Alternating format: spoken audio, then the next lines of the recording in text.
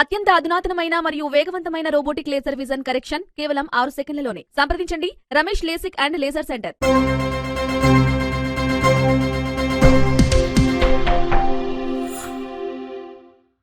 Hi hello namaste, welcome to Vihari news channel. నేను ఇప్పుడు ఎక్కడున్నానో తెలుసా? ఈ తెలుగు నేల మీద ఎంతోమంది ఉద్యమకారులను, త్యాగశీలులను, వీరులను, మేరునగ ధీరులను అందించి మనం కొట్లాడకపోతే, మనం అడగకపోతే, మనం ప్రశ్నించకపోతే నడవదని చెప్పి చదువులో ఉన్న పాఠాలే కాదు బతుకులోని పాఠాలు కూడా నేర్పిన ఉద్యమాల గడ్డ ఉస్మానియా గడ్డ మీద అడ్డ చేసుకొని ఉన్నాం. ఇవాళ ఉస్మానియా గడ్డ మీద ఎవరితో మాట్లాడుతున్నాం ఏంది అని అంటే, తెలంగాణ పోరాటంలో తెగించి కొట్లాడి తర్వాత తెలంగాణ వచ్చినాక ఏమవుతుంది? తెలంగాణలో కారు సర్కారు ఉన్నప్పుడు ఎంత బేజారు ఉన్నది, బేకారు ఉన్నది. తర్వాత కాంగ్రెస్ వస్తే ఏమవుతున్నది? ఎవరున్నా ఎవరు లేకున్నా question is my first right అని చెప్తూ ఎన్ని దాడులు దౌర్జన్యాలు చేసినా ఎవరికి జడవకుండా బెదరకుండా అడగటమే నా మొదటి హక్కు అని చెప్పి మన అన్న మైపాల్ యాదవ్ అని ఉన్నాడు. ఆయనతోటి ఇవాళ మనం విహారీ న్యూస్లో చర్చిద్దాం. అన్న నమస్తే, welcome to Vihari channel. Thank you so much. చాలా రోజుల తర్వాత ఇద్దరం కలుసుకున్నాం. ప్రధానంగా మీ మొండితనం నాకు నచ్చుతుంది. అది మొండితనం అనాలా లేకపోతే ఎందుకు అట్లా రూడ్గా, అంటే ఎవరైనా సరే అడగాలి వెళ్ళాలి అనేది ఎందుకు అంత అట్లా?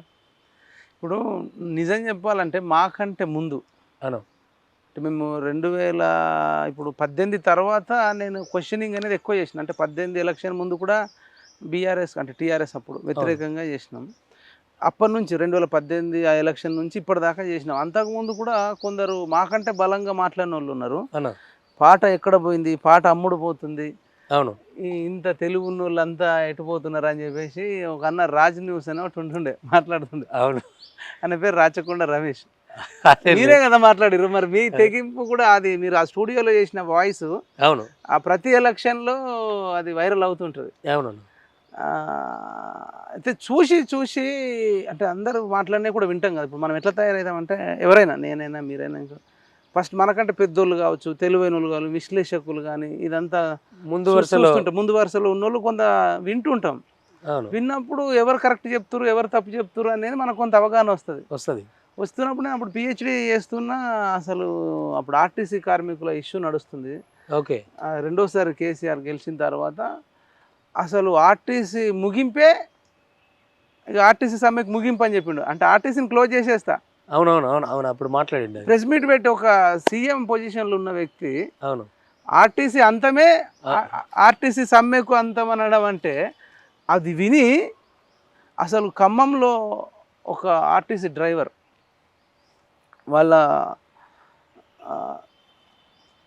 వాళ్ళ కొడుకు ఆర్మీలో ఉంటాడు. ఓకే, అవును, జవాన్ ఉంటాడు. అయినా కానీ కేసీఆర్ చేస్తున్న ఈ అరాచకమైన మాటలు విని తట్టుకోలేక ఇంకా నేను చచ్చిపోయినా సరే ఈ ఆర్టీసీ వాళ్ళకి న్యాయం జరగాలని ఆయన చచ్చిపోయాడు అనమాట. అంటే అది చూస్తున్నప్పుడు అట్లా కంటిన్యూగా 40-50 రోజులు మనం కష్టపడి తెగించి తెలంగాణ తెచ్చుకుంటే కేసీఆర్ 40 మందిని చంపేసిండు అన్న. దాన్ని సింపుల్, ఒక సీఎం లెవెల్ ఉన్న వాళ్ళు అడిగింది ఏంది, కూర్చుండబెట్టి ఇగో రూల్ ప్రకారం ఇది కదా, ఇది అవుతుంది, ఇది కాదు. అవును, ఆర్టీసీ అందరం ముగింపని 40-50 మంది చచ్చిపోయిన తర్వాత 40-50 రోజుల తర్వాత వాళ్ళు అందరం కూడా చచ్చిపోతాం, మాకు బతుకులేదు అన్నప్పుడు ఇక మీకు ఇచ్చేస్తున్న పొండని ఇస్తున్నా. అదే ఇచ్చుడు ముందే ఇస్తే అయిపోతుంది కదా. అంటే అంత టైట్గా వస్తే కానీ తెల్లారి పాల ప్యాకెట్లు చిన్నవు కదా. అది మళ్ళీ ఎంత దుర్మార్గమైన మెంటాలిటీ అంటే, తిట్టిన ఆర్టీసీ కార్మికులతోని, కండక్టర్లతో, డ్రైవర్లతోని సారు అని చెప్పి పాలాభిషేకం, తిట్టిన వాళ్ళతోనే పాలాభిషేకం, ఇది ఒకటి. తర్వాత రైతు బంధు లాంటి పథకం పెట్టాడు. అసలు రైతు బంధు అందరు మాట్లాడారు కానీ నేను కూడా 5 ఏళ్ళ కిందటనే వీళ్ళు పెట్టిన స్టార్టింగ్లోనే నాకు ఒక విచిత్రం అనిపించింది. ఇప్పుడు భారతదేశంలో జనాభా ఎక్కువ, మనకు స్వతంత్రం వచ్చినప్పుడు 40 కోట్లు కూడా లేరు. అవును, కానీ ఇప్పుడు 140 కోట్లు లేరు. కొంచెం జనాభా పెరుగుతుంది కానీ భూమి పెరగదు కదా. అవును, భూమి పెరగదు, భూమి మాత్రం అంతే ఉంటుంది. మరి అట్లనే తెలంగాణలో కూడా మనకు తెలంగాణకు స్వతంత్రం వచ్చినప్పుడు అంటే నిజాం రజాకారుల నుంచి కానీ లేదంటే అంతకుముందైనా ఎప్పుడైనా భూమి అయితే అంతే ఉంది. భూమి అంతే ఉంటుంది. 1 కోటి ఎకరాలు 1.5 కోటి పైగా ఉంటుంది. భూమి పెరగదు, మనం పెరుగుతాం తగ్గుతాం. ఇక్కడ నుంచే రావాలి, ఇక్కడికే పోవాలి. అప్పుడు 40 లక్షలు ఉన్న జనాభా ఇప్పుడు 4-5 కోట్లు అయింది. అంటే ఇది అంతే ఎందుకు చెప్తున్నాం అంటే, ఇది రియల్ ఎస్టేట్లో కూడా చెప్తారు. ఓకే, కానీ రియల్ ఎస్టేట్లో చెప్పేది నిజమే, ఇక్కడ కూడా నిజమే. మరి భూమి ఎక్కువ ఉన్నోడు అదృష్టవంతుడు. అది వారసత్వంగా వస్తుందా, వాడు కష్టపడి సంపాదిస్తాడా, ఎట్లయినా సరే కానీ భూమి ఉన్నోడు అదృష్టవంతుడు, భూమి లేనోడు దురదృష్టవంతుడు. మరి మన ప్రభుత్వం ఏర్పడ్డ తర్వాత భూమి లేనోడిని మొదట చూడన్నా, భూమి ఉన్నోడిని ముందు చూడన్నా. ఓకే, అసలు వ్యవసాయం చేసినోడు రైతు కాదట, భూమి ఎవరి దగ్గర ఉంటే వాడే రైతు. వాడే రైతు అన్నట్టు ఆ రైతు బంధు అంటే ఎవరికి ఎక్కువ వచ్చింది వాళ్ళు ఓపెన్ అసెంబ్లీలలో కూడా మాట్లాడారు, చెప్పి నేను ఏం చేసుకుంటా ఇదంతా అని. లేకపోతే ఇంకొక ఆయన అయితే అరే మా తాతలు ఇచ్చిండ్రు ఇప్పుడు నన్ను ఏం చేయమంటావు, అమ్ముకోమంటావా, ఎడబడ్డాయి చూపిద్దురారి నాకు ఏడు ఇట్లా ఇట్లా చెప్పిన.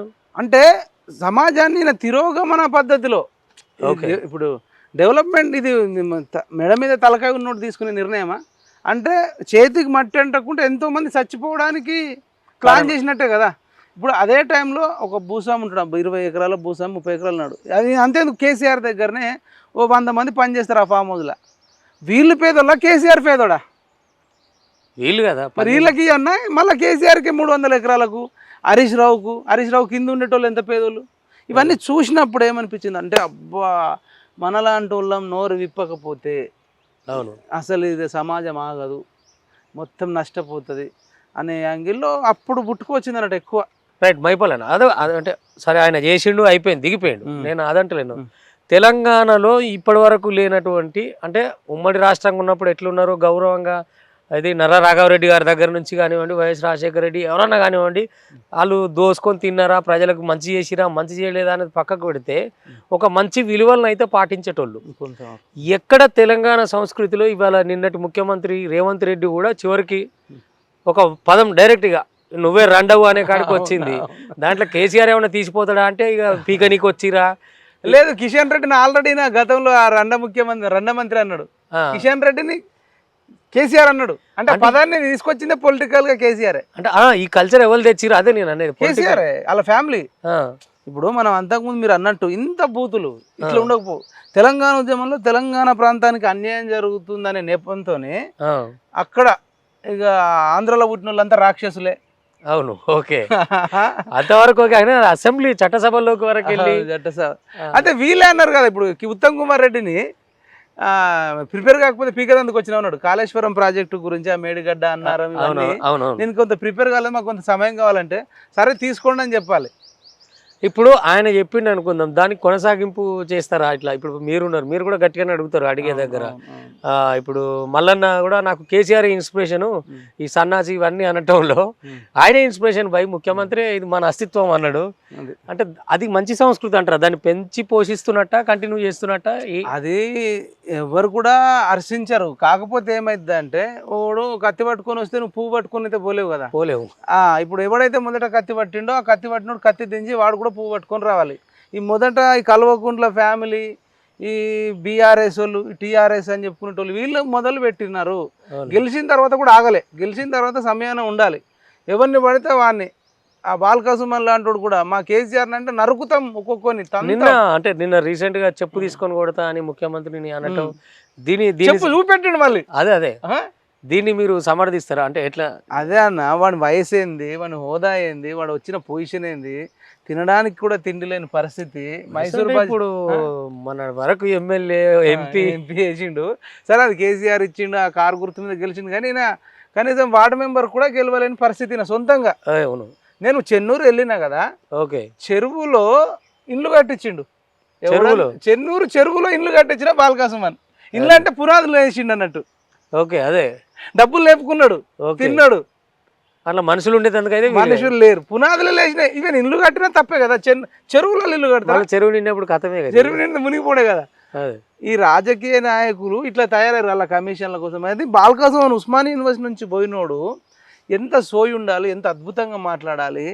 మరి ఇవాళ రెచ్చిపోతుండు కదా బాలకసుమన్. మరి ఇదే ప్రవళిక చనిపోయినప్పుడు ఏడవన్నాడన్న, లవర్తోని వాళ్ళ చనిపోయింది కేటీఆర్ అన్నప్పుడు అసలు ఎగ్జామే రాయలేదు అన్నప్పుడు ఈ బాలకసుమన్ మరి వీడికి నిజంగా మనిషి అయి ఉంటే మరి ఆ రోజు ఏం చేసిండు అంటే కేసీఆర్ అంటే తప్ప వేరే వాళ్ళని అంటే పట్టించుకోడు, వేరే రోజు చచ్చిపోయినా సరే. అంటే ఇది 2-3 సార్లు పునరావృతం అయింది. కేసీఆర్ మీదకి పోయినా, కేటీఆర్ మీదకి పోయినా, ఇప్పుడు ఇటు గాదర్ కిషోరు ఈయన వీళ్ళంతా అంటే మేము అందుకోసమే ఉన్నాం అనే ఒక ఇదైతే కనపడేది. అంటే సేమ్ టైం నేను ఏమంటున్నా అంటే మైపాల్ యాదవ్ అంటే ఆయన కేసీఆర్ సర్కార్ మీద ఇంత తీవ్రంగా పడి ఇంత తీవ్ర స్థాయిలో ఏం అనాలా ఎట్లా అనాలంటే అట్లా అన్న ఆయన ఇప్పుడు అదే తప్పు కాంగ్రెస్ ప్రభుత్వం చేసింది అనుకో అడుగుతాడా?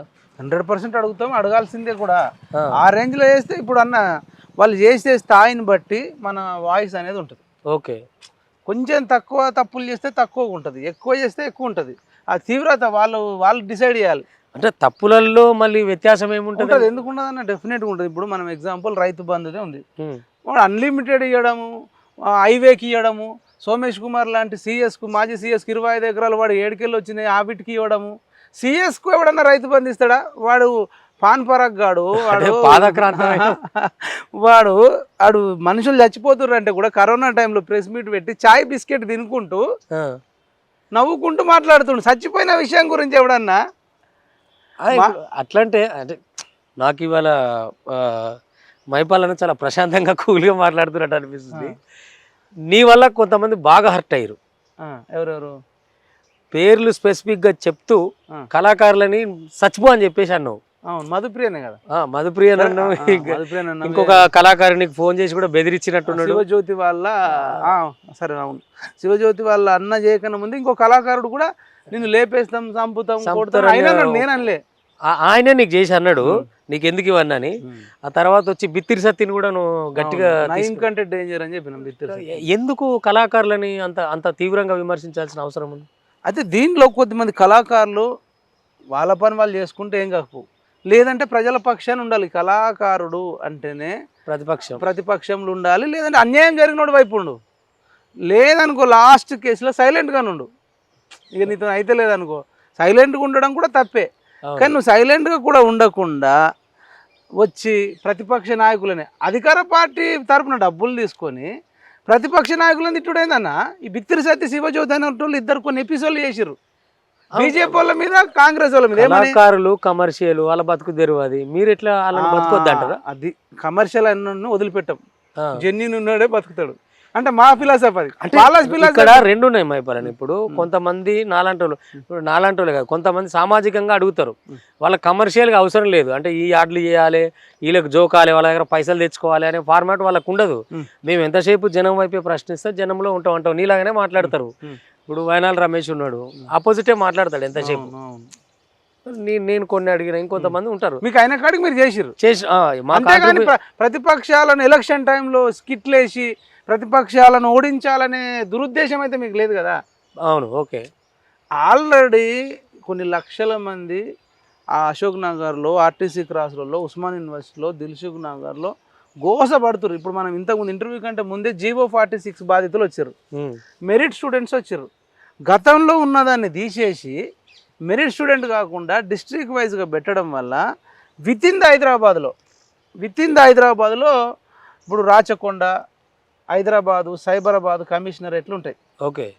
ఇక్కడ జనాభా ప్రతిపాదికన పోస్టులను పెట్టారు. ఓకే. ఇక్కడ జనాభా ఆబ్వియస్గా ఎక్కువ ఉంటుంది. అవును, ఎక్కువ ఉంటే ఇక్కడ ఎక్కువ జాబులట. అంటే ఇది తెలంగాణలో ఉన్న అందరికీ ఇది ఇక వర్తించదు అన్నట్టు. ఇక్కడ పుట్టినోడికే, ఇక్కడ పుట్టినోడు కూడా కాదు, మళ్ళీ దానికి ఒకటి పెట్టిరు. 4 సంవత్సరాలు చదువుంటే చాలట. విజయవాడ అయినా, తూర్పుగోదావరి అయినా ఇక్కడ 4 సంవత్సరాలు చదివితే నా లోకలు హైదరాబాద్కే బతకడానికి వస్తారు. నల్గొండకో నిజామాబాద్కో ఎక్కువ మంది వచ్చి ఇక్కడనే సెటిల్ అవుతారు కదా. వాళ్ళ పిల్లగాడు 4 ఏళ్ళు చదివినా, 4 సంవత్సరాల సర్టిఫికేట్ ఉన్నా ఆయనకు లోకల్ ఇస్తుంది. ఇక్కడ బీహార్ వాడు, రాజస్థాన్ వాడు, ఆంధ్ర, రాయలసీమ, ఇంకా వేరే వేరే జిల్లాలోళ్ళు సైబరాబాద్ కమిషనర్లో కానీ, హైదరాబాద్ కమిషనరేట్లో కానీ, రాజకొండ కమిషనరేట్లో వాళ్ళు లోకల్ అవుతారు. ఓకే. ఇక్కడనే ములుగులో పుట్టిన అతను కానీ, గద్వాలలో పుట్టిన అబ్బాయి కానీ, లేకపోతే ఖమ్మం, నల్గొండ, సూర్యాపేటలో పుట్టిన వాళ్ళు నాన్ లోకల్ అవుతారు. ఇట్లాంటి జీవోలు తీసుకొచ్చిన కేసీఆర్కి వీళ్ళు ఎట్లా మద్దతు ఇస్తారంటారు. నేను ఈయన అసలు ఫస్ట్ అమర నిరాహార దీక్ష కూర్చున్న దేనికోసం? తెలంగాణ కోసం కాదు, ఫ్రీ జోన్కు వ్యతిరేకంగా. అంటే రాయలసీమ, ఆంధ్ర వాళ్ళు హైదరాబాద్లో జాబులకు ఎలిజిబుల్ కాదు, వాళ్ళకి ఇవ్వకూడదు, ఓన్లీ తెలంగాణ బిడ్డలకే ఇవ్వాలని చెప్పి అప్పుడు దొంగ దీక్ష చేసిండు. ఓకే. ఆ దీక్షనే నేను తెలంగాణ కోసమని మళ్ళీ కేసీఆర్ చచ్చుడు, తెలంగాణ వచ్చుడనే నినాదం తీసుకుపోయాను. అంటే తెలంగాణ వచ్చిన తర్వాత తెలంగాణ వాళ్ళు హైదరాబాద్లో నాన్ లోకల్ అయితే మనకు ఎట్లా సహిస్తాం? ఇట్లాంటి సందర్భంలో ఈ కళాకారులు ప్రశ్నించాల్సింది పోయి కేసీఆర్ మంచోడు, కేసీఆర్ శ్రీరామ రక్ష, కేసీఆర్ లేకపోతే తెలంగాణ లేదంటే అసలు ఆల్రెడీ తెలంగాణలో పుట్టినాడు అందరూ నాన్ లోకల్ కదా. అవును, వాళ్ళు ఏం చెప్పాలని చెప్పేందుకు మైపాల్ యాదవ్ ఎవరు అంటున్నారు, వాళ్ళ ఇష్టం అది. వాళ్ళకి ఇప్పుడు మేము తెచ్చుకుంటాం రా పైసలు తెచ్చుకుంటాం, కమర్షియల్గా ఉంటామని అంటారు. అది మైపాల్ యాదవ్కి ఏం సంబంధం? నేను అదే అంటున్నా, ఇదే యూనివర్సిటీ నుంచి ఇక్కడ కూడా తెలంగాణ ఉద్యమంలో కళాకారులు కాంట్రిబ్యూషన్ చేసిన నాయకులు మస్తు మంది ఉన్నారు. ఇదే ధర్వలైన బీజేపీకి పోయిండు, మళ్ళీ పోయి కేసీఆర్ అనే కాళ్ళు మొక్కిండు, ఏపూర్ సోమాన్ ఉన్నాడు, ఇట్లాంటి వాళ్ళు అందరూ ఉన్నారు కదా. మరి వాళ్ళని ఎందుకు ప్రశ్నించలేదు? నేను ఏపూర్ సోమన్నను కూడా అడిగినా, ఏమని అడిగినా, ఎవడి పాలయ్యిందిరో తెలంగాణ, ఎవడేలుతున్నాడు రో తెలంగాణ, గోసి గొంగాడేసి ఊరు ఊరు తిరిగి పోరు పాటలు పడితే హూ హా గి అన్నావు. నీ గీలా మన్నువాడా, నువ్వు ఏడున్నావయ్యా? మనపాలే అయిందని పోయి మనపాలెం అయిందని కాలు మోగుతున్నావు. అసలు అది నోరా? అది నాలుగా తాటిమట్ట. నేపూర్ సోమనని కూడా తిట్టినాం, ఈవెన్ గోరెట్టి వెంకన్నను కూడా ప్రశ్నించినాం. గోరెట్టి వెంకన్న కూడా నాకు అనేక సార్లు ఫోన్ చేసిండు, మీరు ఇంకా అట్రాసిటీ కేసు పెడతాను కూడా మెసేజ్ చేసి మళ్ళీ డిలీట్ చేసిండు. గోరెట్టి వెంకన్న నాకు 100 కాల్స్ అట్రాసిటీ పెడతాడట. అంటే నువ్వేమనుకుంటేనే పెడతాడా? అదే నేను ఏమన్నా అంటే గోరెట్టి వెంకన్న లాంటి వాళ్ళు ఏం చేస్తుర్రు, ప్రశ్నించాలా కదా.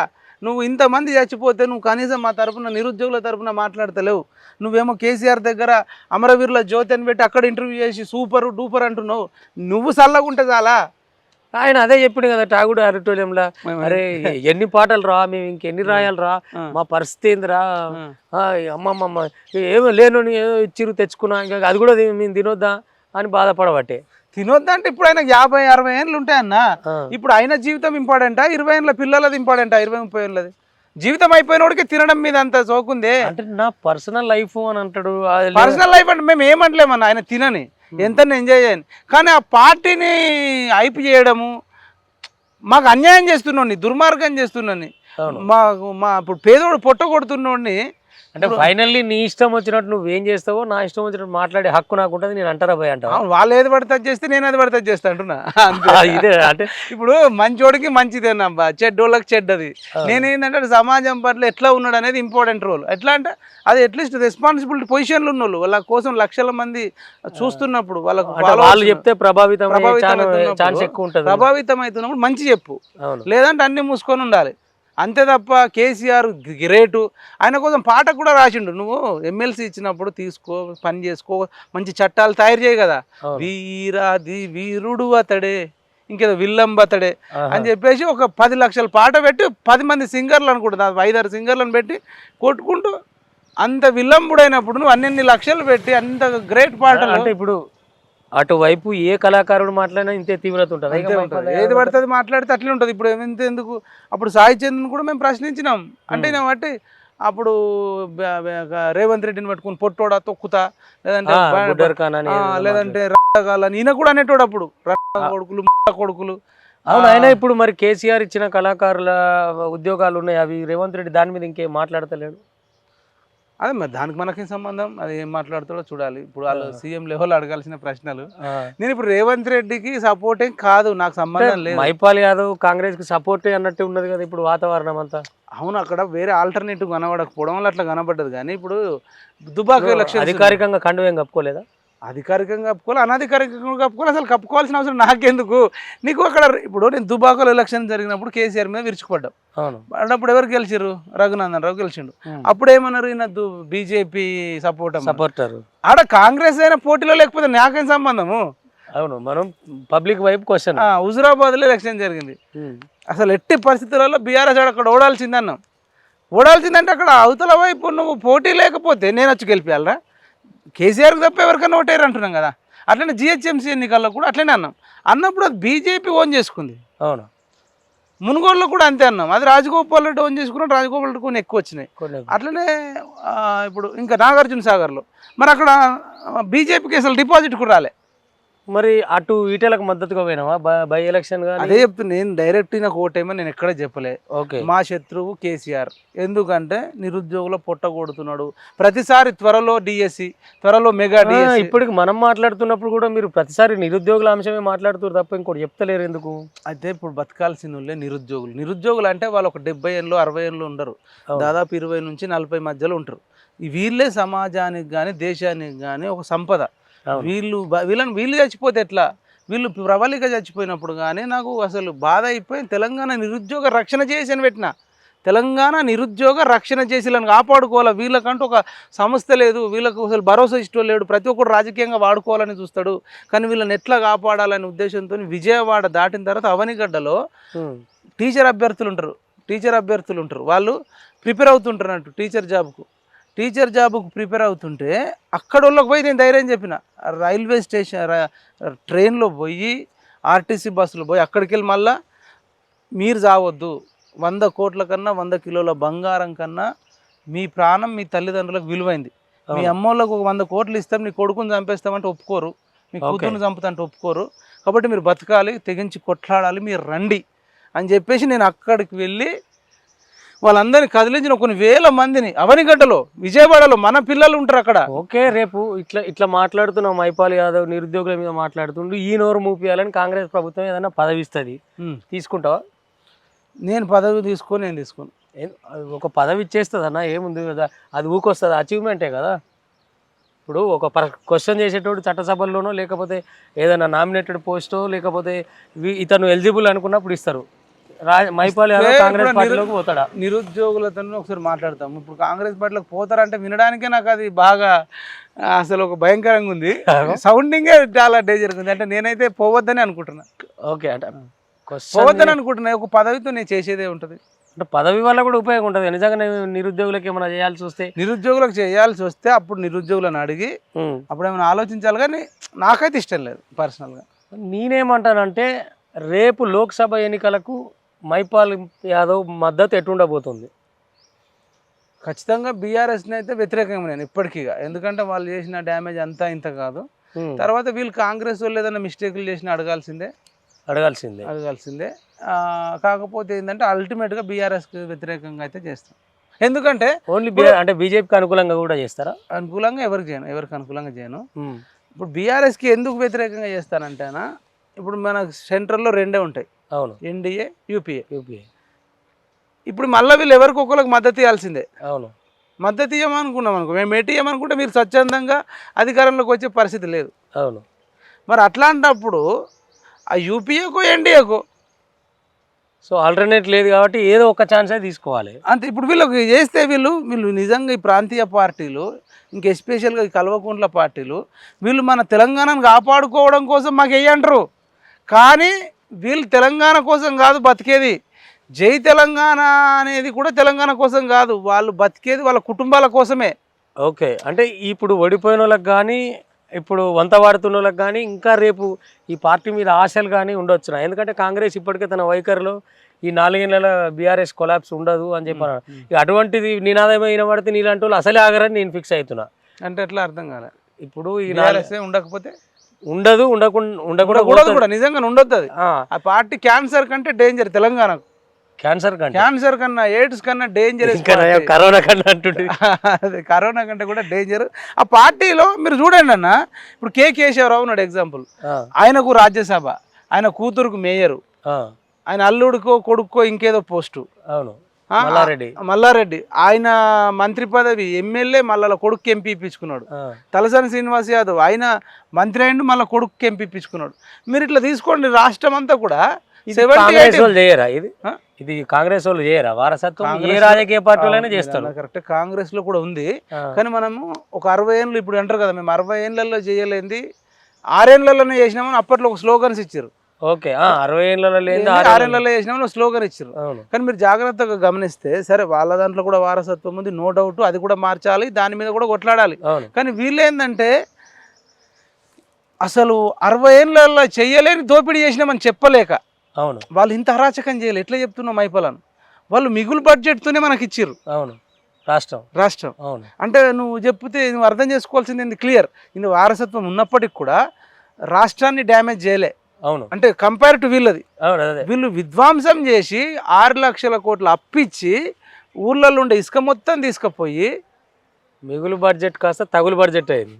అంటే చూడు 6 ఏళ్ళలో కాదు వీళ్ళు ఒక 100 ఏళ్ళకి సరిపడా విధ్వంసం చేసారు. ఎంత డేంజర్. ఈవెన్ కాంగ్రెస్లో కూడా మీరు అన్నట్టు ఉన్నప్పటికి కూడా, టీడీపీలో ఉన్నప్పటికి కూడా వాళ్ళు మిగులు బడ్జెట్తో ఇచ్చారు. రూపాయి అప్పు లేకుండా ఇచ్చారు. ఇక్కడ ఇలా ఊర్లలో కట్టిన గవర్నమెంట్ స్కూళ్ళన్నీ గత ప్రభుత్వాలు కట్టినాయి. మీరు చదువుకుంది గవర్నమెంట్ స్కూలే, నేను చదువుకుంది గవర్నమెంట్ స్కూలే. ఇప్పుడు మన చూసేటోళ్ళు కూడా ఎవరైతే ఇప్పుడు 40-30 ఏళ్ళకి పైకి ఉన్న వాళ్ళు ఉన్నారో, 30 సంవత్సరాల పైకి అంతా గవర్నమెంట్ స్కూల్లో అప్పుడు కట్టించిన వాళ్ళు కదా. గవర్నమెంట్ ఇప్పుడు ఉస్మాన్ యూనివర్సిటీ సరే అప్పుడు నిజాం ఉన్నప్పుడు కట్టించిండు, కాకపోతే గత ప్రభుత్వాలు కట్టించినవి ఏ ఉన్నాయి స్కూల్లో అయితే. ఇప్పుడు ప్రధానంగా మీరు అంటే విద్యార్థి లీడర్ కాబట్టి నేను ఒకటి అడగదలుచుకున్నా. ఏ ప్రభుత్వం వచ్చినా విద్య, వైద్యం, ఉపాధి అనేది ప్రధానంగా మనం అడుగుతాం. ఒక బీఆర్ఎస్ ప్రభుత్వంలోనే అని నేను చెప్పను, కానీ అంతకు ముందున్న ప్రభుత్వాలైనా, ఉమ్మడిగా ఉన్న తెలుగుదేశం ప్రభుత్వం అయినా, కాంగ్రెస్ ప్రభుత్వం అయినా, ఇదైనా అదైనా తరాలుగా విద్యా వ్యవస్థ ప్రైవేటీకరణ పెరుగుతుందే తప్ప తగ్గుతలేదు. ఈ దిశగా మీ విద్యార్థి గలాలే కానీ, నిరుద్యోగ గలాలే కానీ ఎందుకు ప్రయత్నిస్తారు? ఎందుకనంటే దళిత బహుజన మధ్యతరగతి కుటుంబాలు ఏవైనా కూడా ఇప్పుడు కాంపిటీషన్ విద్యలకు, అంటే నా కొడుకుని నేను హైదరాబాద్లో చదివిపిస్తే ఆయన ఇంకో స్కూల్లో పెద్ద దాంట్లో వేయాలనే ఒక పోటీతత్వం పెరిగి ప్రైవేటు మైకంలోకి వెళ్ళిపోతున్నారు. ఇది ప్రభుత్వ పాఠశాలలే కానీ, ప్రభుత్వ విద్య కానీ పూర్తిగా తగ్గిపోయే పరిస్థితికి వస్తున్నది. రేపు పేదోడు చదువుకోవాలనంటే ఉన్న ఎకరమో 2 ఎకరాలు అమ్ముకొని ఆయనతో కూడా భూములు లేని పరిస్థితులకు వచ్చే పరిస్థితి తీవ్రంగా కనబడుతుంది. ఈ సమస్యను అరికట్టే దిశగా ప్రభుత్వం వైపు మీరెందుకు, ఏ ప్రభుత్వం ఉన్నా మీలాంటి వాళ్ళు సమాయత్తమై ఇప్పుడు మాట్లాడగలిగిన వాయిస్లన్నీ కూడా ఎందుకు అడగకూడదు అంటున్నాను నేను. డెఫినెట్గా అడుగుదాం. ఇది అందరి బాధ్యత. ఇప్పుడు నా ఒక్కరిదో మీ ఒక్కరిదో కాదు, ఇది సమాజం ఒక మూకుమ్మడిగా. ఇప్పుడు తెలంగాణ ఉద్యమం ఎట్లయితే అగ్రెసివ్గా చేసినామో, మా నిధులు, మా నీళ్లు, మా నియామకాలు మాకు కావాలన్నాం కదా, అంతకంటే డబుల్గా మా విద్య, మా వైద్యం మాకు కావాలి, మా ఉపాధి డబుల్గా. మీన్స్ నేను ఒకప్పుడు మైపాల్ యాదవ్ అంటే ఫైర్, ఒక్కొక్క మంత్రి అరే నువ్వు చచ్చిపోరా, ఎందుకు బతుకుతున్నావు రా అంటే ఒక గట్టి వాయిస్ వేసినాక అప్పుడు ఏమన్నారు, వీడు హైప్ కోసం మాట్లాడుతున్నాడు, ఏదో ఫోకస్ అవ్వడం కోసం మాట్లాడుతున్నాడు, ఇమేజ్ తెచ్చుకోవడం కోసం మాట్లాడుతున్నాడు, సంథింగ్ ఇటువంటి అంటే దాన్ని ఏమంటారు ఇంకా అటువంటి ఉండేది మీ మీద జనరల్గా. కాదు ఇప్పుడు అంటే దానికి ఆన్సర్ ఏమని చెప్పాలిగా మరి. సరే ఇప్పుడు హైప్ చేసుకోవడానికి ఒక ముఖ్యమంత్రి లెవెల్ ఉన్నప్పుడు, అవును ఒక తిడితే మాట్లాడతామని ఒక కాదు, ఎవరినన్నా నేనే అంటే హైప్ ఎంత ఇవ్వను అంత ఇద్దాం మీ ఛానల్ ద్వారా కానీ, ఇంకా అసలు ఆ ధైర్యం వస్తుందా? తేడా వస్తే లేపేస్తారు కదా. అవును. ఇప్పుడు నన్ను ఆల్రెడీ నాగార్జున సాగర్లో కిడ్నాప్ కూడా చేశారు. అవును. మరి సరే హైప్ వస్తుందా? ఇప్పుడు జెన్యున్ గా మాట్లాడినప్పుడు నేను అదే దాడి గురించి కూడా అడగాలనుకున్నాను. నాగార్జున సాగర్లో కానీ ఇంకొక 2 చోట్ల అట్లా అయినట్టున్నది. అనువు పోలీసు ఎలా ఉంటుండే అప్పుడు హనీ ట్రాప్ చేయరు, హనీ ట్రాప్. చివరికి సినిమా హీరోలని అంటే మహేష్ బాబుని కానీ, చిరంజీవి వీళ్ళని కూడా ఎందుకు అది తిట్టడం అనేది? అప్పుడు 5 years బ్యాక్ కదా, వాళ్ళ మీద కోపం, విద్వేషం లేదన్నా.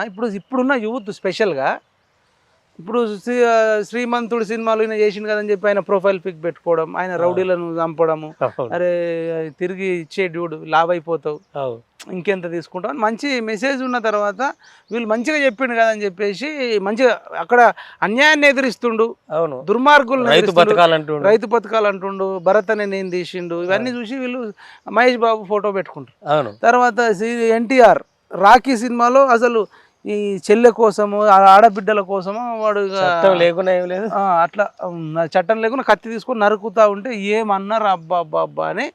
అసలు ఆడపిల్లలు, అమ్మాయిలు నా ప్రాణం అంటారు. అదే వీళ్ళు చెప్పడం బాగుంది డైలాగ్స్. ఓకే. మరి వీళ్ళు యాక్టర్గానే వీళ్ళని చూడాలి. వీళ్ళని యాక్టర్గా చూడకుండా వీళ్ళు నిజమైన హీరోలు అనుకుని వీళ్ళు అనుకుంటారు. అవును. వాళ్ళు కూడా ఎట్లా ఫీల్ అవుతారంటే అసలు మేము నిజమైన హీరోలమని వాళ్ళు ఫీల్ అవుతారు. బాగా ఇమేజ్ ఉంది. కానీ ఇక్కడ గ్రౌండ్లోకి వచ్చి ప్రశ్నించాలంటే పంగ పగిలిపోతుంది ఒక్కొక్కడికి. ఎప్పుడు ఎవడొచ్చి ఎత్తుకపోతాడో తెలియదు.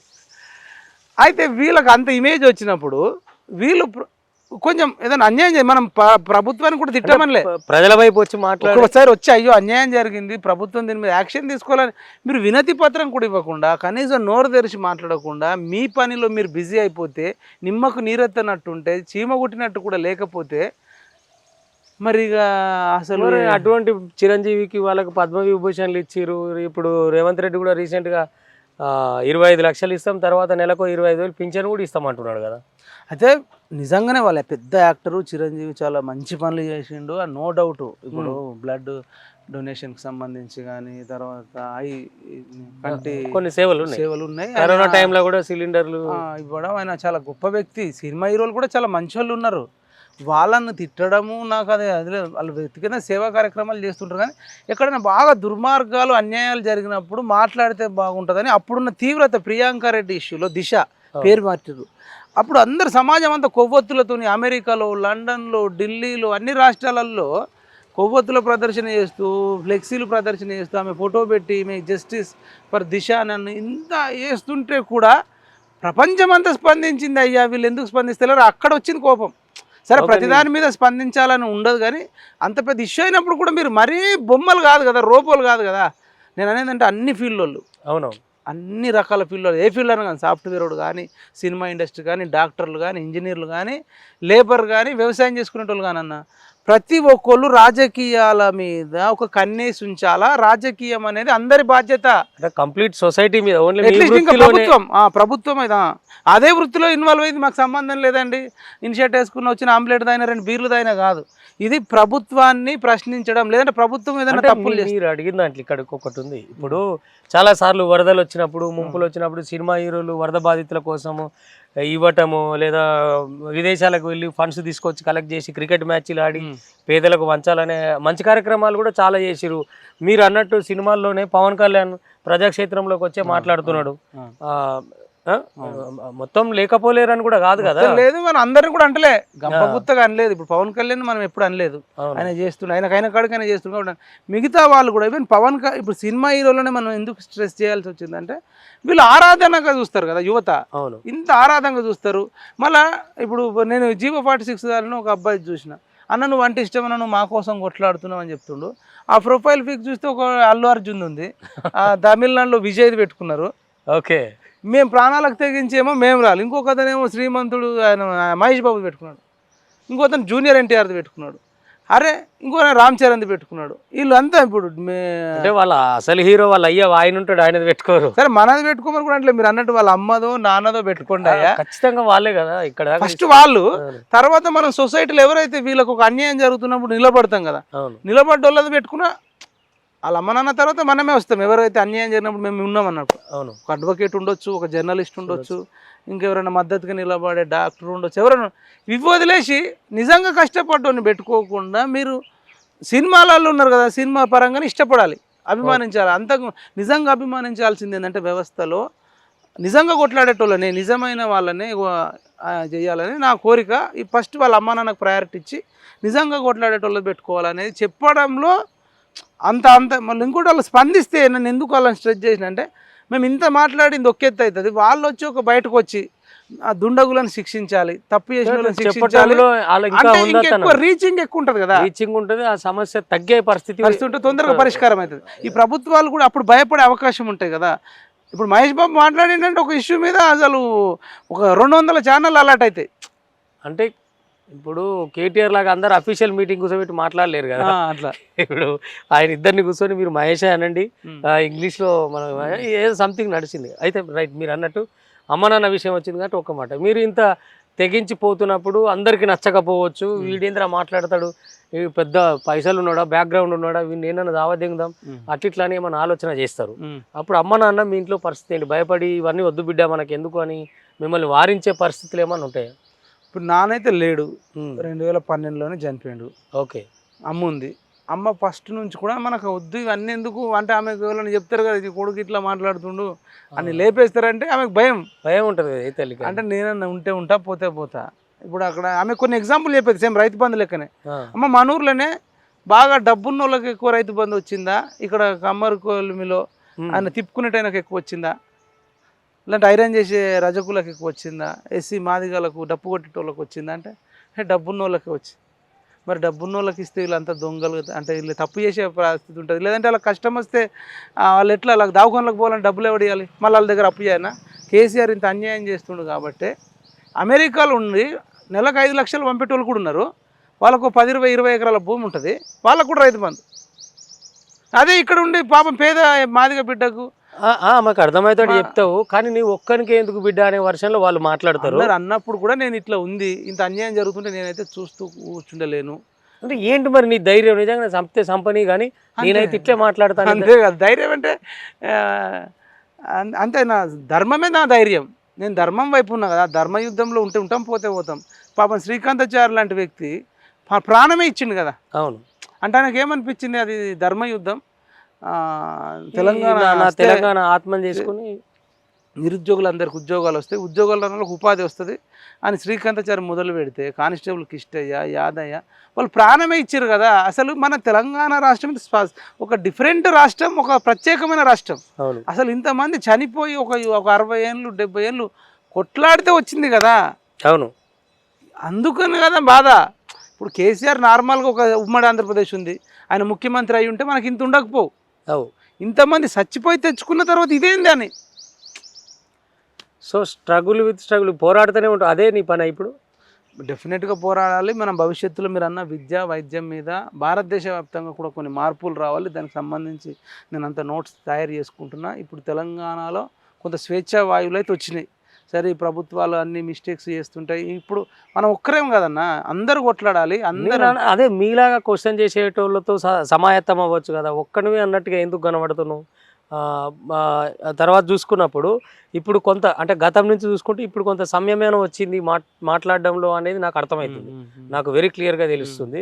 సో అంటే రేజ్ చేయాల్సిన దగ్గర కంప్లీట్ రేజ్ చేస్తున్నారు, అది చూస్తున్నాం రీసెంట్గా కూడా. కానీ ఈ తీవ్రమైన ఈ పరిస్థితుల్లో మీలాంటి వాళ్ళు ఒక 10 మంది సమాయత్తం అయితే ఇప్పుడున్న ప్రభుత్వం కానీ వచ్చే ప్రభుత్వాలు కానీ పోయిన ప్రభుత్వాన్ని కానీ అందరికీ ఒక క్లారిటీ వస్తుంది అన్న నెపంతో కొట్లాడుతున్నారు కదా. అదే ఎందుకు చేయకూడదు? ఒక ఐక్య కార్యాచరణ లేకుండా ఒక్కడివే ఎన్ని రోజులు పోతావు అని. డెఫినెట్గా మీరు చెప్పిన ఐడియా ప్రకారం మనం వెళ్దాం.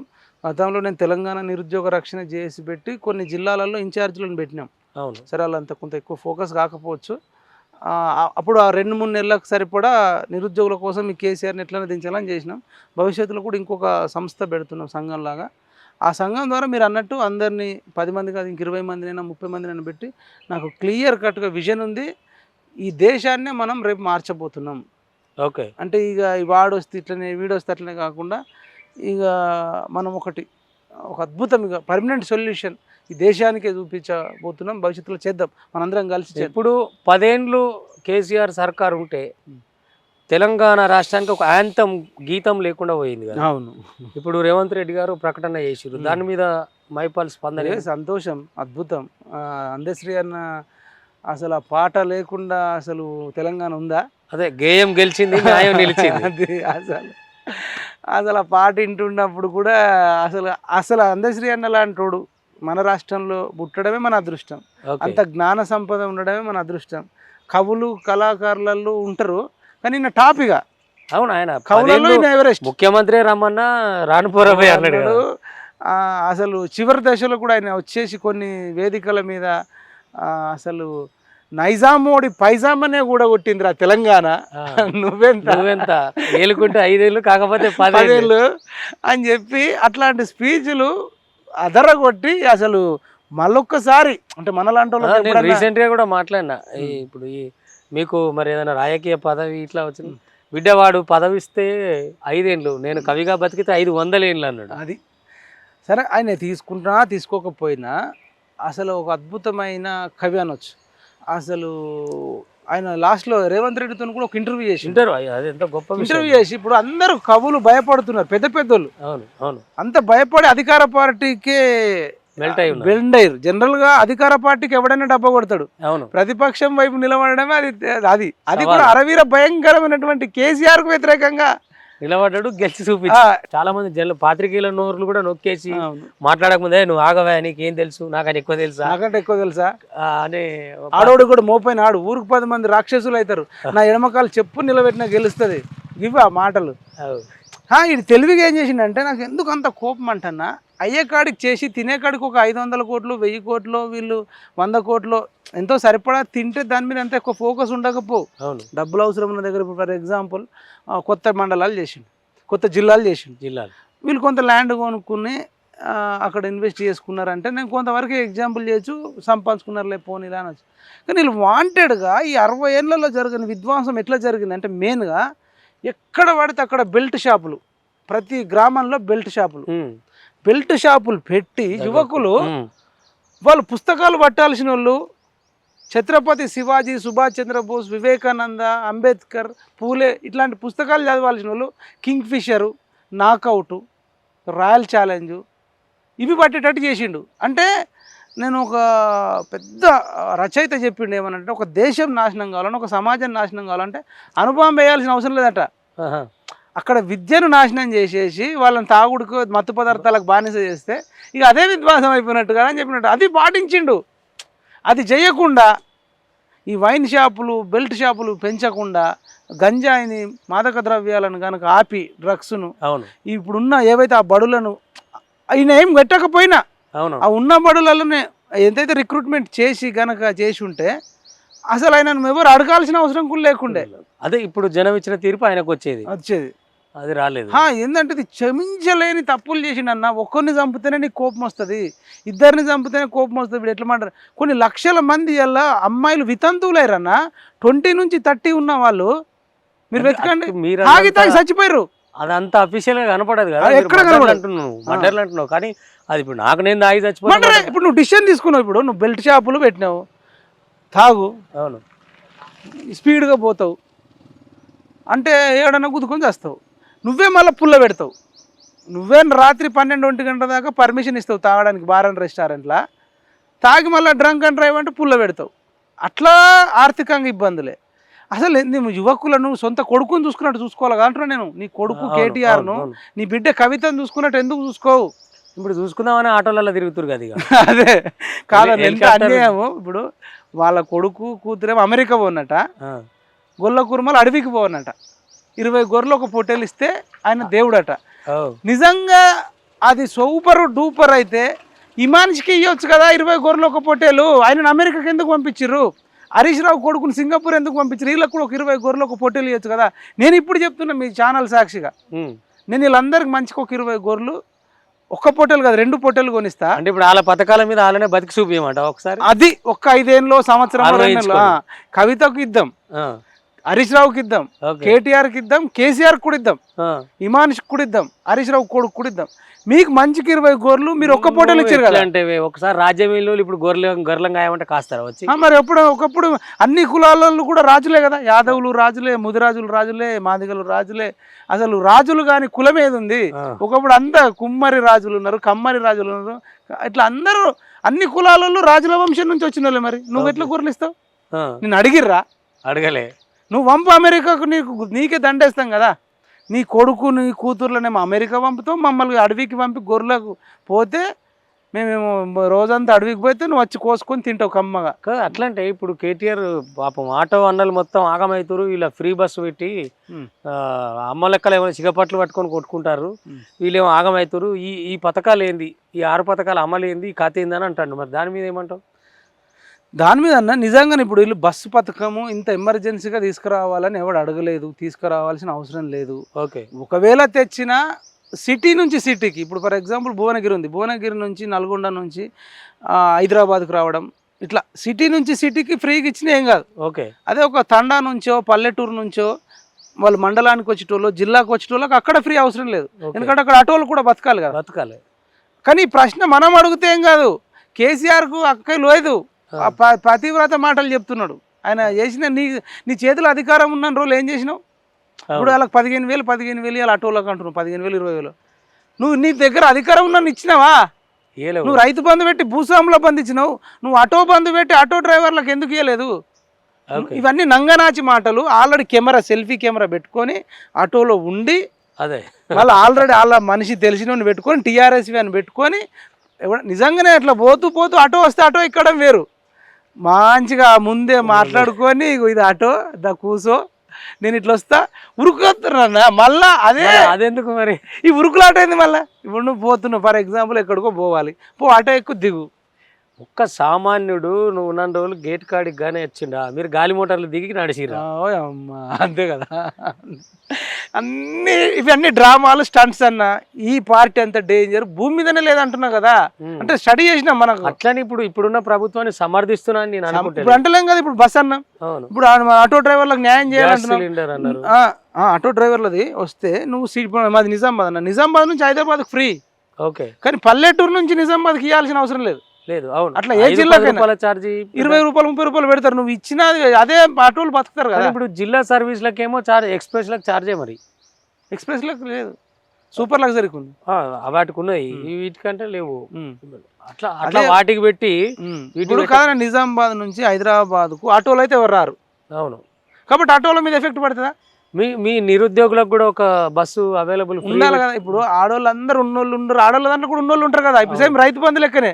ఇక భూమి ఉన్నోడు అంతా పేదోడు కాదు కదా. హైదరాబాద్ లో ఎంప్లాయ్ చేసేటోళ్ళకు ఫ్రీ అవసరం లేదు, వాళ్ళు పెట్టుకొని పోయి రావచ్చు. అది పాపం వికలాంగులు ఉన్నారు, వాళ్ళకి లేదు. ఆడు మొగోడు అయితే కాదట. కాదు, ఇప్పుడు వికలాంగులు మొగోళ్ళు ఉంటారు, లేదంటే అత్యంత పేదరికంలో ఉన్న అబ్బాయిలు కూడా ఉన్నారు కదా.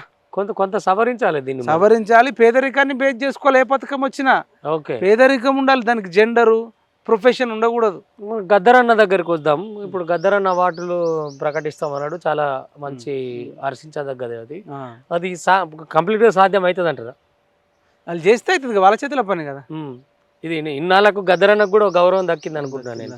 సైమల్టేనియస్ గా అందశ్రీ గారికి, గద్దరన్నకు అంటే సాంస్కృతిక రంగానికి రావాల్సిన అసలు గౌరవం ఇప్పుడే వచ్చిందని నేనైతే నమ్ముతున్నా. దాని మీద నీ అభిప్రాయం ఏందనేది. అందశ్రీ అన్న విషయంలో కానీ గద్దరన్న విషయంలో ఎవరికి తెలంగాణలో అయితే వేరే ఉండదు. మనం వాళ్ళ ఫ్యామిలీ కంటే మనమే ఎక్కువ హ్యాపీగా. ఆయన ఇది చూసుంటే బాగుండేది గద్దరన్న, అది బతుకుంటే బాగుండేది. సేమ్ ఇప్పుడు ఎట్లయిపోయిందంటే జయశంకర్ సార్ కూడా తెలంగాణ వచ్చుడుకు ముందు చచ్చిపోయాడు, గద్దరన్న కూడా ఆయన ఓడిపోవడానికి ముందు చచ్చిపోయాడు. అదొకటి వాళ్ళకు బాధాకరం. ఓకే, మైపాలన్న, ఇప్పుడు చాలా ఏళ్ళుగా ఉస్మానియా యూనివర్సిటీలో మీకంటే ఇందాక మనం ప్రారంభంలో అన్నావు, మనకు ఇన్స్పైర్ చేసేటోళ్ళు ఉంటారు, ముందు వరుసలో ఉన్నోళ్ళు ఉంటారు, అన్ని చూస్తాము, చేస్తాం, గమనిస్తాం. కొన్ని ఏమో ఆయా సందర్భాల్లో ఆయన చేయలేదా అని కొన్ని టర్న్ తీసుకుంటాం, కొన్ని ఏమో వాళ్ళు చేసిన తప్పు మనం ఎందుకు చేయాలనుకుంటాం. పేరున్న నాయకులు ఉస్మానియా గడ్డ మీద తెలంగాణ పోరాటంలో తీవ్రంగా పేరున్న నాయకులు కూడా ఏదో పదవి కాంక్షతోనే కంపల్సరీ పదవులు కావాలని కండువాళ్ళు మీ కళ్ళ ముందే మార్చుకునే వాళ్ళు చాలా మంది ఉంటారు. అవునా? ఎంతో మంచి వాయిస్ ఉంటుంది, కథ ఉంటుంది. ఎటొచ్చి ఇంకా మనం ఇంతేరా, మనం ఇది చేయకపోతే మనకు రాదురా అనుకునే పరిస్థితి కొంత, అది బలహీనతే అనుకోవచ్చు, లేకపోతే ఆ పదవి కాంక్షే కావచ్చు. నేను మళ్ళీ అంటున్నా అదే విషయం. సో అటువంటి వాళ్ళని చూసినప్పుడు ఏమనిపిస్తుంది, ఈ పేరు రేపు మనకు కూడా వస్తుంది అనే భయం ఎక్కడన్నా ఉంటుందా? అంటే నాకు ఎగ్జాక్ట్లీ అర్థం కాలేదు. పదవి తీసుకోవటం కానీ, లేదంటే ఒక నిర్ణయం నుంచి మనం అవతలికి మళ్ళీ మార్చుకొని జారటం కానీ, కొన్ని అనివార్య పరిస్థితులు వస్తాయి. మొన్న ఎల్లన్న చేయలేదా, బాలలక్ష్మి అంతకుముందు సుమన్ చేయలేదా, లేకపోతే మానవత రాయి చేయలేదు. అయితే వాళ్ళ స్టైల్ నిజమే, నాకు అట్లా లేదు. ఒకటి ఏంటంటే నాకు పదవుల మీద మోజు లేదు ఫస్ట్ ఆఫ్ ఆల్. ఓకే, ఈ పదవుల మీద మోజు ఉండి ఆర్టిఫిషియల్, ఇప్పుడు మనం పదవి ఉన్నప్పుడు కార్లో బుగ్గ కారు వస్తే మా అన్నకు పదవి వచ్చిందని ఉరికొచ్చి అన్న నమస్తే అన్న దండమన్న నాకు ఈ పని చేసి పెట్టన్న అనేటోళ్ళు ఉంటారు. నిజానికి ఆ పదవి వచ్చిన తర్వాత ఆ పదవిలో ఉన్నోడు కూడా నాకు తెలిసి పెద్దగా ఇల్లీగల్గా అయితే ఏం చేయకూడదుగా. లీగల్గా వచ్చేది ఉంటే లీగల్గా వస్తుంది, ఇల్లీగల్గా చేస్తే ఇల్లీగల్ స్టాంపే వేస్తారు కదా. ఇక ఆ మాత్రం మళ్ళీ 5 ఏళ్ళు 3 ఏళ్ళు 2 ఏళ్ళు ఉంటుంది, ఆ ఉన్నన్ని రోజులే ఉంటుంది. అదే మనం జెన్యున్గా ఉన్నాం అనుకో, ఇప్పుడు ఫర్ ఎగ్జాంపుల్ మందకృష్ణ అని ఉన్నాడు అని అనుకుంటే ఏదో ఒక పాట ఎప్పుడో ఎంపీ ఎమ్మెల్యేని ఇచ్చేది. అవును, లేదంటే నామినేటెడ్ పోస్ట్ అయితే పెద్ద లెక్కనే కాదు, ఆయన పెట్టుకున్న టార్గెట్ వైపే కాదు, అంతే కదా. అంటే ఉన్నాడు. ఇప్పుడు ఎంతో మంది ఎమ్మెల్యేలు అయ్యారు, ఎంపీలు అయ్యారు, నామినేటెడ్ పోస్టులు వచ్చిర్రు పోతుండ్రు. ఇడియట్ సినిమాలు అంటాడు కదా, ఎంతో మంది ఎస్పీలు కమిషనర్లు వస్తుంటారు పోతుంటారు. కానీ చంటిగాడు లోకల్ అన్నట్టు నీకు ప్రజల వైపు ఒక సంస్థ పెట్టుకొని ఉంటే ఏంటంటే ఆ కిక్కే వేరుంటుంది, స్టాండ్ వైపే స్టాండ్ ఉంటే అది వేరుంటుంది. నేనైతే అట్లనే ఉండాలి, భవిష్యత్తులో కూడా ఒక సంస్థ నిర్మాణం చేయాలి. సంస్థ ఎట్లా అంటే సమాజం ఇంకా మళ్ళీ ధర్నాలు రాస్తారోకలు లేకుండా ఉండాలంటే ఏం చేయాలని బాగా ఆలోచిస్తున్నా. అసలు ప్రతి ఒక్కరు వచ్చి నాకు ఈ సమస్య ఉంది, ఆ సమస్య ఉంది, ఇట్లుంది అంటే ఇవన్నిటికీ ఫుల్ స్టాప్ పెట్టాలంటే ఏం చేయాలి? ఓవరాల్ పరిష్కారం ఏంది? నేను అనుకున్నా అసలు మొత్తం ఈ రాష్ట్రంలో కానీ దేశంలో కానీ విలువలు పడిపోయినాయి అన్న. సంస్కారం ఉంటలేదు, నైతిక విలువలు ఉంటలేవు. ఇవి డెవలప్ చేయకుండా మనం ఈ దేశాన్ని సమాజాన్ని ఎట్లా కాపాడుతాం? వినగలిగే ఓపికలు లేవు, చాలా షార్ట్ కట్ అయిపోయింది. షార్ట్ కట్లోనే చెప్పాలి, ఎట్లనైనా చేయాలి. అయితే ఇది ప్రభుత్వాలు చేస్తే ఇంకెక్కువ అవుతుంది. ఊర్లో ఒక బెల్ట్ షాప్ పెడితే బెల్ట్ షాప్లోకి పోతాడు, అదే ఒక మంచి స్కూల్ పెట్టి ప్లే గ్రౌండ్ పెడితే ఆటలాడతాడు. అంటే ఎందుకంటే కొన్ని ఉద్యమాలు వచ్చేది, ఇప్పుడు సారా మీద, అక్షరాస్యత మీద ఉద్యమాలు వచ్చి ఎంత వచ్చేది, వయోజన విద్య మీద సారాను బైకాట్ చేయ. అట్లా లేదు. ఇప్పుడు సారా పేరు మారింది కానీ బెల్ట్ షాప్లో వచ్చి నీకు నకిలీ మందు ఇది వచ్చి కిక్ వచ్చేది సారా అయితేంది, ఇదైతే డ్రగ్ అయితే మళ్ళీ ఎట్లా పడితే అట్లా విచ్చలవిడిగా దేనికైనా లిమిట్ ఉంటుంది అన్న. ఇప్పుడు ఈత కళ్ళు తాటి కళ్ళు అంత మంచిది ఏది లేదు. ఓకే. ఈ మంచిదాన్ని డెవలప్ చేయకుండా అది టేస్టీగా కూడా ఉంటుంది, ఆరోగ్యానికి మంచిది, ఫైబర్ కంటెంట్ ఉంటుంది, కిడ్నీలు ప్రాబ్లం కాకుండా చూస్తుంది, కిడ్నీలను సాఫ్ చేస్తుంది, అద్భుతంగా కిడ్నీలు పనిచేస్తాయి, లివరు పనిచేస్తుంది, రక్త ప్రసరణ అవుతుంది. దీన్ని ఎంకరేజ్ చేయకుండా వీళ్ళ ఆదాయం కోసము నువ్వు ఎక్కడికక్కడ బెల్ట్ షాపులు పెట్టి అటు ఈత కళ్ళు గీసేటోళ్ళని కానీ తాటి కళ్ళు గీసేటోళ్ళకి కానీ వాళ్ళకు అన్యాయం జరుగుతుంది. అంటే మీరు చెప్పే విషయం తక్కువ. ఇప్పుడు యూత్లో ఎక్కువ ఏమైందంటే గంజాయి మోజు ఎక్కువైంది. అవును, గంజాయి మరి అది ఎట్లా చాక్లెట్ల రూపంలో కూడా తెస్తారు, అది బాగా ప్రమాదానికి వచ్చింది అన్న. ఆల్రెడీ పంజాబ్ను ఉడతా పంజాబ్ అంటారు. మొత్తం అక్కడ పంజాబ్లో మనుషులు లేరు ఇప్పుడు, మొత్తం డ్రగ్స్లతోనే నిండిపోయింది ఎక్కువ శాతం. అబ్బో. అంటే ఇక నువ్వు ఏ ప్రభు ఇక ఎంత దారుణం చెప్పు. అందుకనే రేపు తెలంగాణ కావద్దు, అట్లా భారతదేశం కావద్దు అంటే ఒక సమాజం మళ్ళొక్కసారి మనలాంటి వాళ్ళం, సమాజం మీద స్పృహ ఉన్న వాళ్ళం ఎడ్యుకేట్ చేయాల్సిన అవసరం ఉంది. ఫస్ట్ వీళ్ళు ఎన్నోసార్లు డ్రగ్స్ విషయంలోనా గంజాయి విషయంలో తీసుకున్న అరెస్ట్ చేస్తారు.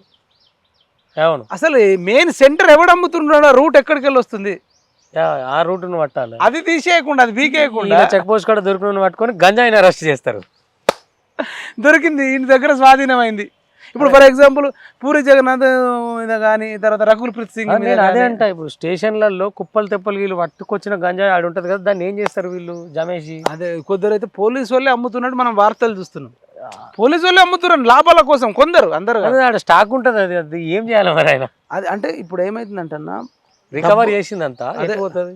అదే కదా. అంటే ఇప్పుడు రాజకీయ నాయకులు దొంగలు అయిపోయి పోలీసు వాళ్ళని కూడా చాలా మందిని వీళ్ళని కూడా దొంగల్లాగా తయారు చేసే పరిస్థితి వచ్చింది ఎక్కువ శాతం మంది, చాలా మంది. వీళ్ళంతా ఒక డబ్బు కోసం, తాత్కాలిక సుఖాల కోసం విల్లాలు కొనుక్కొని, రేంజ్ రోవర్ కారు కొనుక్కొని బ్యాంకాక్ దుబాయ్కి టూర్లు పోవాలి, అమెరికాకు పోవాలి, యూరప్ పోవాలి, స్విట్జర్లాండ్ పోవాలి, ఈ పెద్ద పెద్ద కోరికలు పెట్టుకొని ఈ అడ్డదారులన్నీ దొక్కుతున్నారు. రేపు ఏమైందంటే వీళ్ళ పిల్లలు కూడా రేపు దేనికి ఒకదానికి అలవాటు అవుతారు. ఈ గడ్డ మీద నెత్తురు వారింది, ఈపులు వలిగినాయి, కేసులు పెట్టుకున్నారు. లేదా ఈ సమాజానికి అక్కడ వచ్చే చాలా మంది పెద్ద పెద్ద అధికారులు వచ్చారు, నాయకులు అయ్యారు, ఎమ్మెల్యేలు అయ్యారు, ముఖ్యమంత్రులు అయ్యారు. చాలా చరిత్ర ఈ నేలకు, ఈ చెట్లకు, ఈ వనానికి ఉన్నంత చరిత్ర ఉంది. సో మైపాల్ యాదవ్ చివరగా ఇప్పుడు నిరుద్యోగుల కోసం రేపు జరగబోయేది అంటే ఈ ప్రభుత్వం వెంటనే మన టీఎస్పీఎస్సీ అది నడిచింది కదా, ఆ లీకేజ్ అదంతా వాళ్ళు మాట్లాడిన వైఖరి, ఇప్పుడు వీళ్ళు ఉన్న పలంగా ఈ జాబ్లు వేస్తారా? దాని మీద ఏమన్నా ఉద్యమాలు ఉధృతమయ్యే అవకాశం ఉందా మళ్ళీ ఈ గడ్డ మీద నుంచి?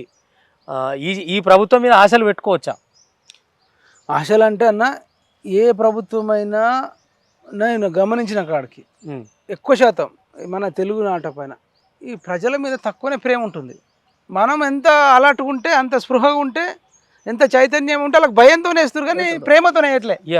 వీళ్ళు కూడా మనకు అడగకుండా ప్రేమతో వాళ్ళంతటా వాళ్ళు వేస్తారని చెప్పేసి మనం బుక్కులకే పరిమితం ఏది పట్టించుకోకపోతే ప్రమాదం జరిగే అవకాశం ఉంది. వీళ్ళు కూడా తక్కువలేం కాదు. మనం ఏంటంటే ఎప్పటికప్పుడు గమనిస్తూ వాళ్ళు ఏదైనా తప్పు మాట్లాడితే అడగాలి. ఇప్పుడు ఫర్ ఎగ్జాంపుల్ బట్టి విక్రమార్క గారు అన్నారు నిరుద్యోగ భృతి ఎప్పుడని అడిగారు. అడిగినప్పుడు మేము ఎక్కడన్నా మేము అసలు అడగలేదు అనమాట.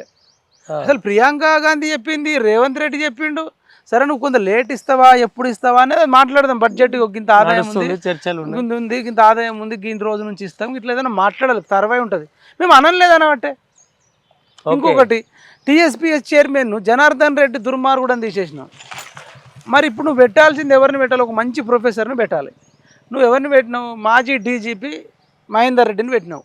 ఈ మహేందర్ రెడ్డి ఆధ్వర్యంలో నేరెళ్ళ దళితుల ఊచకోత జరిగింది. ఆ ఎస్పీ విశ్వజిత్ గారి మీద ఎటువంటి తీసుకోలే, రవీందర్ మీద వాళ్ళు జైలుకు పోలే. అంటే పోలీసు వాళ్ళు ఎవరినైనా ఎంతైనా కొట్టవచ్చు, తాటికిరియచ్చు, నరకొచ్చు. చట్టం వాళ్ళకి చుట్టమా? ఇప్పుడు వాళ్ళ తనువులు పనికి రాకుండా అయిపోయినాయి చేసారు కదా. ఇప్పుడు ఆ కోల హరీష్ కానీ బానయ్య కానీ వాళ్ళు ఎంత ఏడుస్తారు, రెగ్యులర్గా ఫోన్ చేసి మాకు న్యాయం జరగదా అన్న అంటే.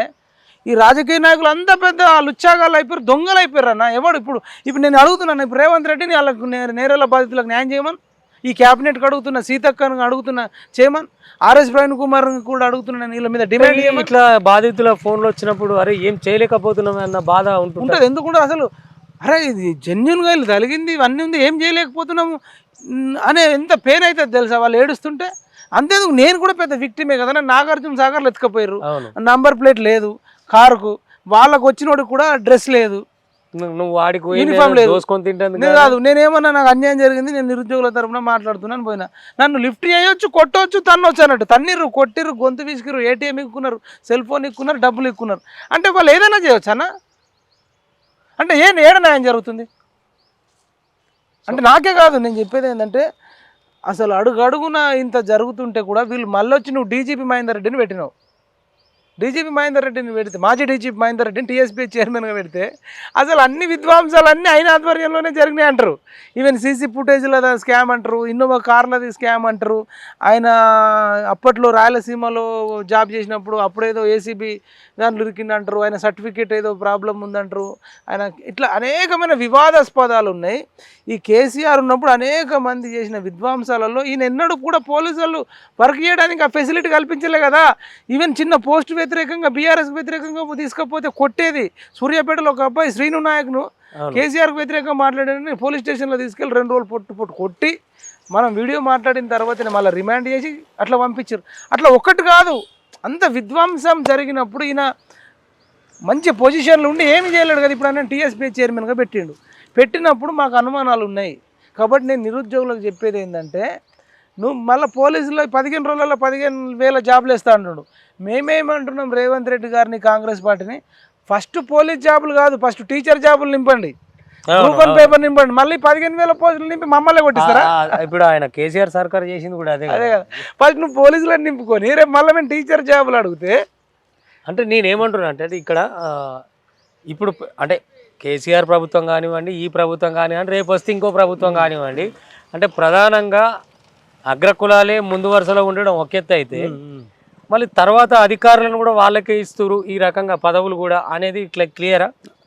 ఎంత క్లియర్ అన్నా, ఇప్పుడు నిజం చెప్పాలన్నా మీకు చెప్తే షాక్ అవుతారు. వీళ్ళు చాలామంది ఒకటి అడగొచ్చు, బీసీలలో అంత టాలెంట్ ఉన్న వాళ్ళు ఎక్కడున్నారు, లేరు కాబట్టి అనొచ్చు.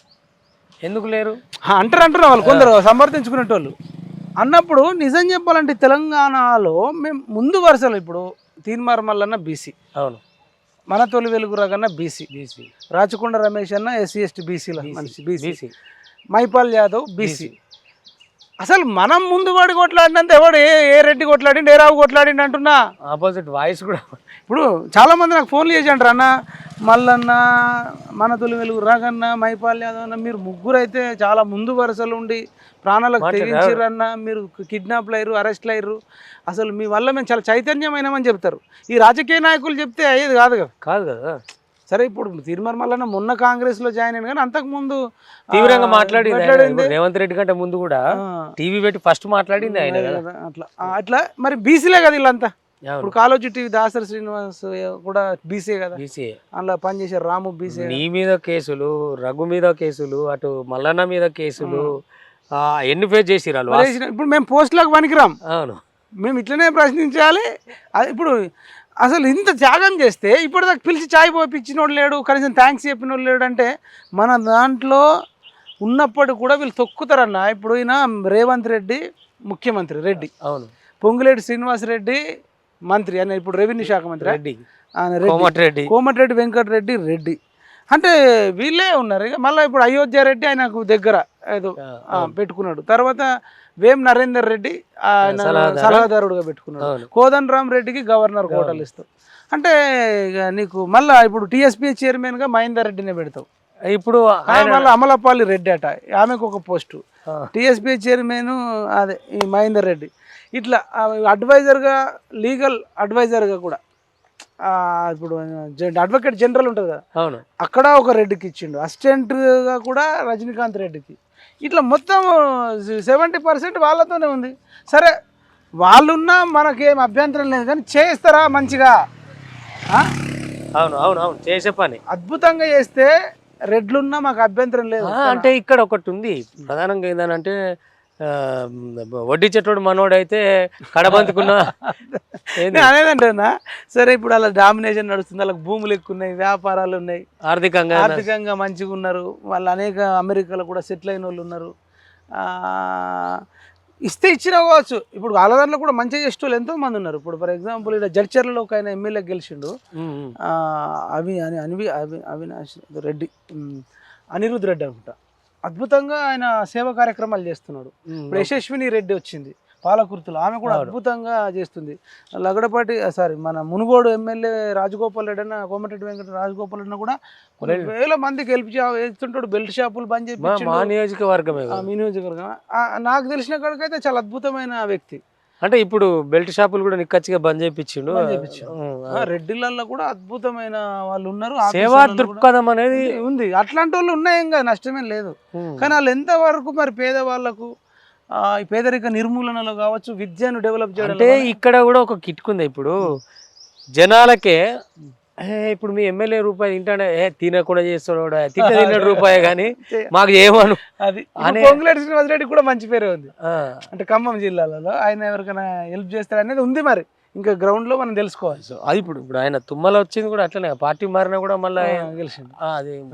అది ఉండవచ్చు. మళ్ళీ మనమే అంటే కరెక్ట్ కాదు. అంటే ఉన్నా కానీ వాళ్ళు మంచిగా ఉంటే ఏం కదంటున్నా. అదే ఇప్పుడు మల్లారెడ్డి ఉన్నాడు దుర్మార్గుడు.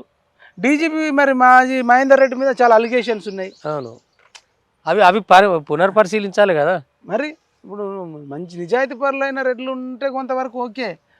మరి మొత్తం అది మళ్ళీ బీసీలను కూడా మొత్తం విస్మరించాల్సిన అవసరం ఏముంది? కొంత తీసుకుంటున్నా తప్పేముంది? అంటే నాకు రేవంత్ రెడ్డి వచ్చినప్పుడు కొంత ఇప్పుడు ఈ జరుగుతున్న పరిణామాల రీత్యా కొంత బడుగు బలహీనుల వైపే మాట్లాడుతున్నాడు అనే ఫేవర్ అయితే కనబడుతుంది. నాకైతే బీసీల వైపు ఏమున్నట్టు అనిపించలే. కాకపోతే మీరు అన్నట్టు కొంత దళితులకు, కొంత రెడ్లకు, కొంత కమ్మలకు, వెలమలకు జరుగుతుంది. కాకపోతే కొంచెం మాల వీళ్ళకి వెళ్ళిపోయింది అని అనుకుంటున్నా. దాన్ని బీసీలకు అయితే ఏం జరిగిందని నేను అనుకోవట్లే. జరిగితే నాకు ఒకటి చెప్పే ఎగ్జాంపుల్, ఇప్పుడు డిప్యూటీ సీఎం ఒక మాల సామాజిక వర్గం నుంచి అయిండు. ఓకే, మరి బీసీలు 50% ఉన్నాం కదా. అవును, మరి ఇవాళ చూస్తే ఫస్ట్ బీసీలలో ఎవరు లేడా? తయారు చేసుకోలేదా పార్టీ? ఇంత దారుణంగా ఉందా? బీసీలలో ఒక డిప్యూటీ సీఎం పోస్ట్ చేయకుండా డిప్యూటీ సీఎం ఇవ్వచ్చు కదా సార్. ఆయనకి ఇచ్చిన ఇంకోటి ఇవ్వచ్చు కదా. అప్పుడు ఆంధ్రాలో ఇద్దరునో ఎంతనో పెట్టినట్టున్నాడు కదా డిప్యూటీ సీఎంలను. అసలు బీసీలకు మరి సీఎం పోస్ట్ ఇవ్వవు, డిప్యూటీ సీఎం ఇవ్వవు, సరే హోమ్ మినిస్టర్ ఇస్తారా? వాళ్ళ పార్టీలో ఉన్నారు కదా, మరి వాళ్ళకి వాళ్ళ దాంట్లోనే మరి మన్నడదాకా వీళ్ళు చెప్పింది ఏంది, మాది రెడ్ల పార్టీ అని అంటారు కానీ కాదు బీసీలకు. బీసీలకు ఏం చేసింది అన్న నాకు చెప్పు. బీసీలకి అంటే ఏం చేయలే నాకు తెలిసి. ఇప్పుడు అంటే ఈవెన్ ఎస్సీలకైనా వాళ్ళకి అందరికీ చేస్తారని నేను అనుకోను. ఇప్పుడు మరి గద్దరన్న సరే మనం కులంతో చూడం, అందశ్రేణ కులంతో చూడం, ఓకే వాళ్ళకి మంచి చేయాలి. మరి కొండ లక్ష్మణ్ బాపూజీ పాత్ర ఎంత గొప్పది, జయశంకర్ సార్ పాత్ర కూడా గొప్పది కదా. అంటే భవిష్యత్తులో వాళ్ళకు కూడా చేస్తారేమో చూద్దాం. అదే మరి మళ్ళీ చేస్తే ఇప్పుడైతే కాలే కదా, కాలేదు ఒకటి అయితే అనే దాని మీదే కదా ఇప్పుడు ఏం మాట్లాడలేకపోతుంది. అంతే అట్లా నేను అనేది వాళ్ళకు చేసినట్టు వీళ్ళకు. కొండ లక్ష్మణ్ బాపూజీది మారోజీ వీరు అన్నది బెల్లులలి తక్కది, వాళ్ళది బెల్లులలి తక్క త్యాగం కదా 100%. అసలు బెల్లులలి తక్క కన్నా మారోజీ వీరు అన్న కన్నా త్యాగం చేసిన వాళ్ళు తెలంగాణలో ఉన్నారా? లేరు. బీసీ ప్రాతినిధ్యం అది ఉన్నది అనుకో. కొండ లక్ష్మణ్ బాపూజీ అంత గొప్ప మానవతావాది మనకు.